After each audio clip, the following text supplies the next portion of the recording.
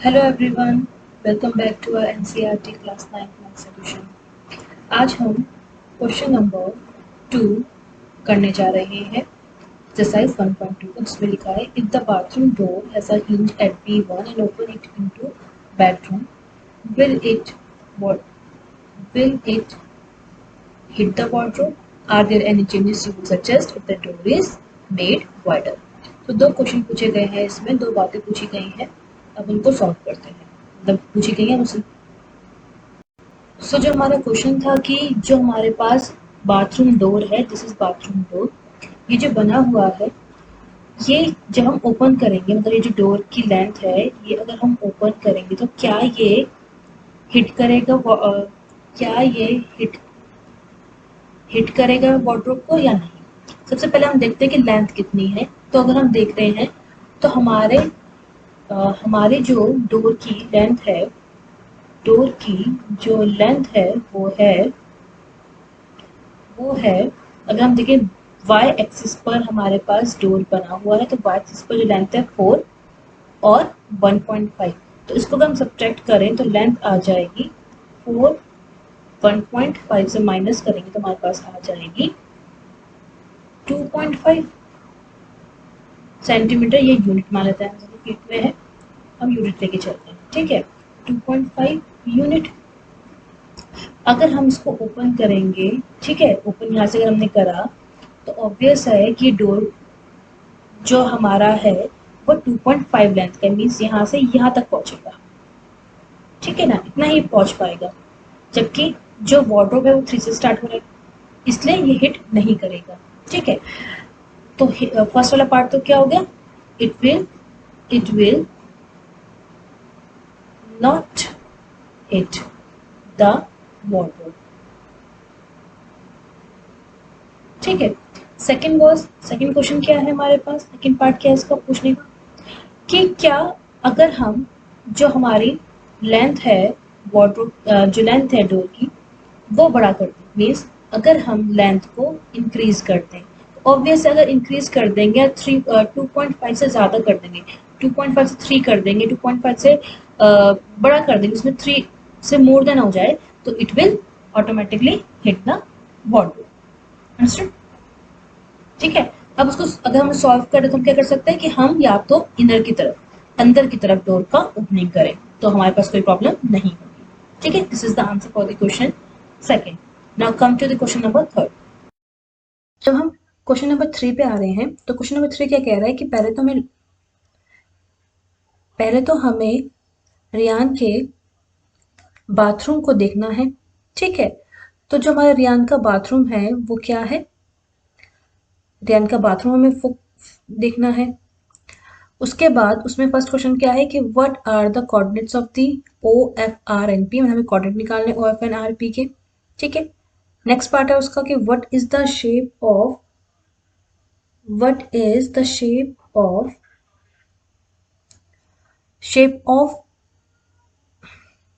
showering area SWHR area in Riyan's bathroom, write the coordinates of the four corners।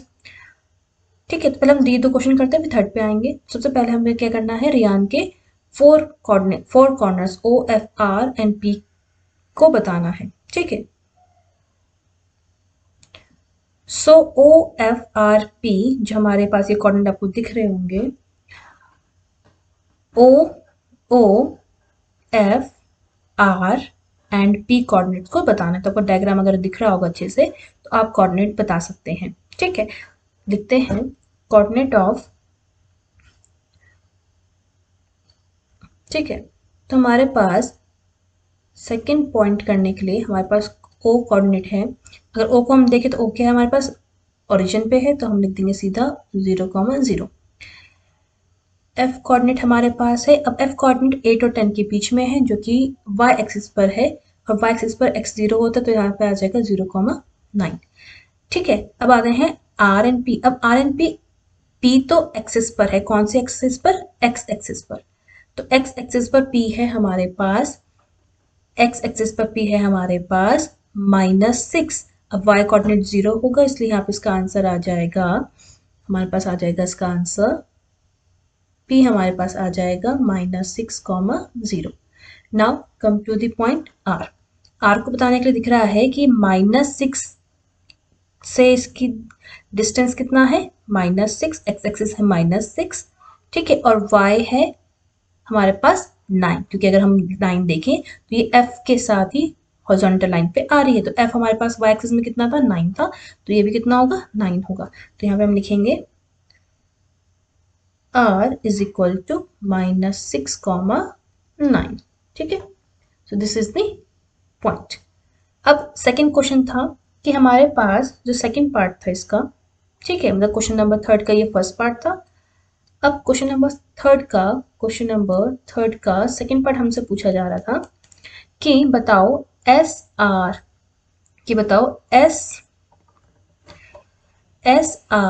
W H क्या होगा। ठीक है, तो S R W H क्या होगा, पहले हम उसे कोऑर्डिनेट लिख देते हैं, फिर हम क्लियरली समझ जाएंगे क्या होगा।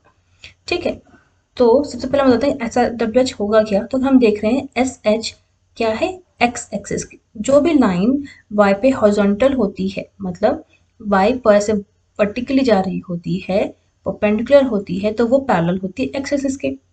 ठीक है, तो यहाँ पे एस एच क्या है, पैरेलल है एक्स एक्सिस के। अगर एस एच पैरेलल है एक्स एक्सिस के, तो डब्ल्यू आर डब्ल्यू भी क्या होगा, पैरेलल होगा एस एच के। ठीक है, तो हम क्या बोल सकते हैं, हम ये बोल सकते हैं कि S H parallel to R W. ठीक है, और दूसरा पॉइंट आपको दिख रहा है S R and W H. ठीक है, S R and W H, तो कोई भी लाइन अगर एक पैरेलल हो और दूसरी नॉन पैरेलल हो तो उस फिगर को हम बोलते हैं ट्रेपेजियम। तो हम इससे बोल सकते हैं कि S R W H is a trapezium. Trapezium क्यों बोल रहे हैं, क्योंकि वन साइड क्या है, पैरेलल है, and other is non parallel side, तो हम इसको क्या बोलेंगे, ट्रेपेजियम बोल सकते हैं।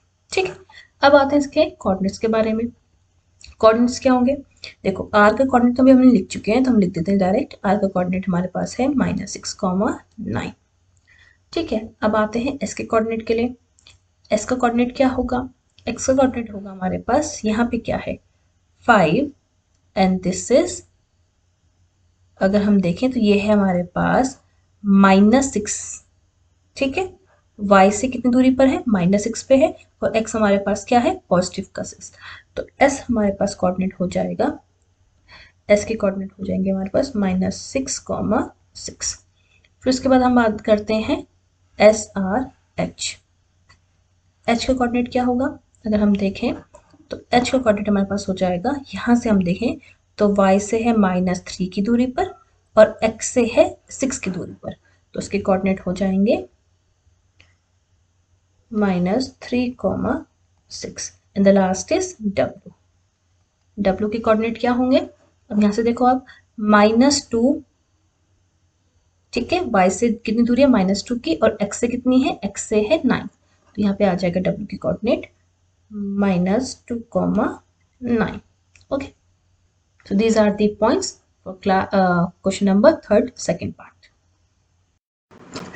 So now अब हम आए हैं अपने थर्ड क्वेश्चन में, जो कह रहा है mark off a 2 feet space for the wash basin and a 2 feet 3 feet space for the toilet.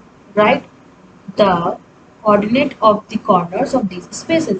अब देखो यहाँ पे बोला है मार्क ऑफ, प्लीज इस बात का ध्यान रखना कि जब मार्क ऑफ लिखा आएगा उसका मतलब यह है कि आपके आंसर और मेरे आंसर चेंज भी हो सकता है। ठीक है, मीन्स यहाँ पे ये आंसर मल्टीपल आंसर हो सकते हैं।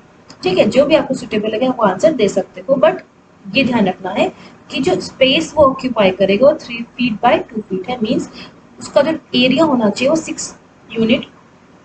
6 फीट स्क्वायर होना चाहिए। ठीक है, इस बात का ध्यान रखना है, किसके लिए, वॉश बेसिन के लिए। और वैसे ही 2 फीट और 3 फीट स्पेस किसके लिए होना चाहिए, टॉयलेट के लिए होना चाहिए।